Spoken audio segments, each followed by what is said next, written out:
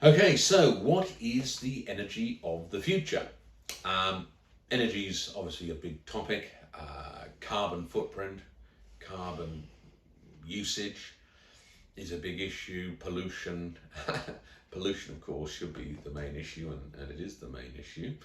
Um, but up until recently, it hasn't been the main word used. People have been talking about climate change instead of pollution. But it leads to the issue, what is the energy of the future? Because if we're not careful, we have to keep on using fossil fuels, of which there is a great deal, oil and coal, for our energy. And we would prefer, I think most people would prefer to use different forms of energy than oil, coal, and gas. Although I do remember the 1980s when I was confidently told that we were going to run out. We were going to run out of coal and gas and oil. There was going to be peak oil and peak this and peak that, and we were all going to be out of fossil fuels and wondering what to do. I don't know what happened to that argument. It seems to have died. It was a frenzy 30 years ago, and now it's died. No one tells you that we're going to run out of oil or gas or coal anymore. So it's interesting how arguments just seemingly disappear like a miracle. They just disappear.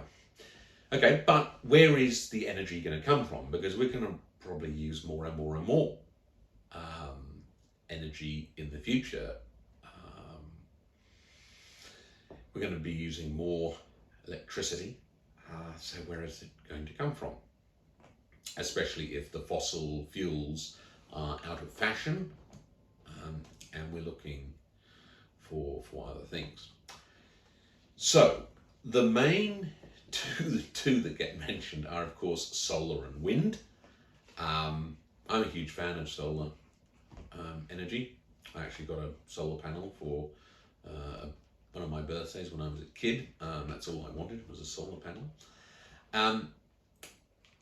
And you have groups like Tesla. Tesla, the car company that bought Solar City. That's a big panel installer in America that support microgrids using solar energy. And that actually makes a lot of sense. But can you run a society off it? Can it provide you base load power? Now, the solar industry would say yes over time, and that's probably true, but the amount of time and the amount of cost and the amount of conversion may be too much for it to be more than just a small part of the energy mix. Wind is another one, and Boris Johnson more recently has suggested that wind's going to be a big one for the UK. And having come from the UK, it's certainly windy there, so maybe he's onto something there with wind. But relying on it for more than 50% of the power mix is maybe a bit courageous, to quote Yes Minister.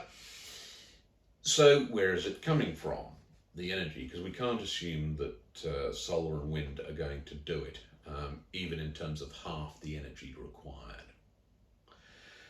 Well, in the past, people have spoken about things like helium-3. That's a form of helium that actually occurs on the moon, because it comes out from the solar wind, from the sun. Because, of course, the sun converts about 600 million tons of hydrogen into helium every second to burn as brightly as it does. And there's several million tons of helium-3 on the moon, coming from the solar winds. So that's one of the reasons that the Chinese and Americans are very keen to get back to the moon. Maybe a great photo op, but there's plenty of hard currency benefits there as well, including high-grade rare earths. So helium-3 is a potential source of energy if you can make it fuse together, the atoms, release energy, and of course that wouldn't be radioactive. So it's got that benefit to it. So helium-3 is certainly a a potential one, and you may only need 1,500 tons of helium-3 a year to supply all of China or all of America's energy needs. That's certainly compact and practical if you can make fusion reactors work. They haven't managed to do that yet, but it looks promising, and it's fair to assume they'll be able to do it in the next 50, 100 years. But 50, 100 years is still a long time, and we are looking for new sources of energy now. So what is left, if not helium-3, if not the fossil fuels, if solar and wind can do a part, what is left? And it's basically this process of elimination that takes you to some interesting solutions. There is river currents and ocean currents that are 24/7/52, so that's possible if you can harvest with micro facilities on rivers, turning the river current into electrical current. That's possible. We now know that a lot of emissions are created by dams, so we don't want big concrete dams across rivers altering river flow, because that's problematic.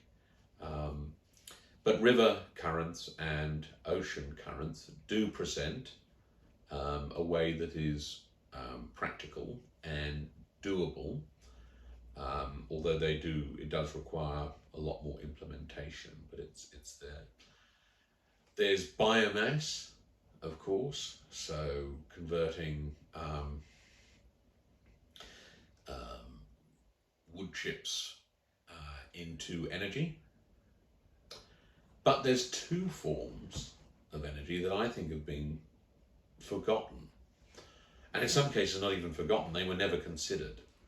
And I'm happy to see that there is more effort going into them. One of them is geothermal, and the other is macro algae like seaweed. Now, geothermal first. Geothermal, there's already geothermal energy all over the world, but most of it comes from highly volcanic regions that are quite active, and you don't need to drill down too far to source that energy. So in the northern European countries, in New Zealand, parts of America and Canada, you have this geothermal energy. And that, of course, is 24/7/52, which is useful. But there's also low temperature geothermal, which is possible as well. And of course, that feeds off the heat of the Earth's core, of which there is a plentiful supply because of fission at the Earth's core. So the net result is that there is plenty of energy, but it's in the form of geothermal energy, and we need to be sourcing that. And it is cheap, it can compete with the fossil fuels, and it has been overlooked. And I don't see a future without the use of geothermal energy. Now, seaweed, macroalgae, and seaweed especially, that presents a very interesting opportunity, because essentially it deals with a number of issues. Firstly, if we encourage seaweed production and farming, it's a way of sequestering carbon dioxide in the form of this biomass. It presents the opportunity for habitat for sea life, and helps to improve the ocean's salinity and make it more alkali. But it also produces a feedstock, a renewable, essentially, feedstock of material from which, and it's a carbon source, I suppose. So you can make oil from it, medicines, you can make fertilizer from it, food, of course, pharmaceuticals. There's a whole range of things you can make from seaweed. And the benefit there is it takes over from oil, and I think it will do in 20, 30, 40, 50 years, because oil only 65% of it goes into energy. The other 35% of it goes into petrochemicals, and there's literally hundreds and thousands of petrochemicals, and we need those chemicals to make different things. And seaweed and macroalgae in general would allow us to have a new source for those very useful things that we currently draw from oil, that we will need in the future. So essentially, geothermal and seaweed are probably the solutions that we're looking for, but I think it's fair to say we haven't found them yet, and we're still fixated with solar and wind, and